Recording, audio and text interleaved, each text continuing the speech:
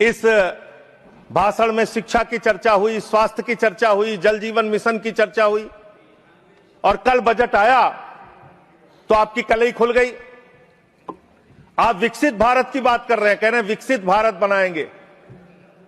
कब बनाएंगे? 2047 में बनाएंगे। उसको 3047 कर दीजिए। 1000 साल बाद कौन पूछने वाला है सर? 3047 में हम भारत को विकसित भारत बताएंगे। 1000 साल बाद कौन पूछेगा?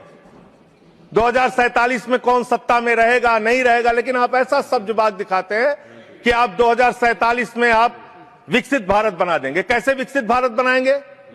शिक्षा का बजट आप रखेंगे 2%, स्वास्थ्य का बजट आप रखेंगे 2%, यानी कि अशिक्षित भारत और विकसित भारत कैसे होगा? अस्वस्थ भारत और विकसित भारत कैसे होगा?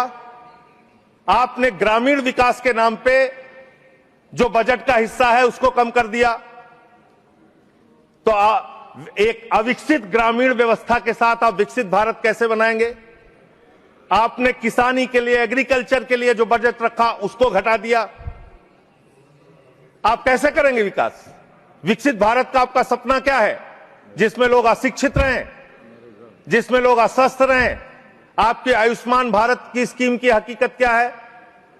एक ही नंबर पे 9999 नंबर पे 10 लाख से ज्यादा लोगों का रजिस्ट्रेशन हुआ है। 600 से ज्यादा 625 करोड़ रुपए का फ्रॉड हुआ है। आपकी सीएजी रिपोर्ट में आया आयुष्मान योजना के अंतर्गत। आपने जी राम जी योजना लागू की, उसमें आप कह रहे हैं हम 125 दिन रोजगार देंगे, और बजट में जो निर्धारण कर रहे हैं वो 125 दिन रोजगार देने के हिसाब से आप बजट का निर्धारण नहीं कर रहे हैं। इसका मतलब आपकी ये घोषणा है। पिछले साल आपने कहा कि अप्रेंटिस योजना हम पूरे देश में ला रहे हैं नौजवानों के लिए।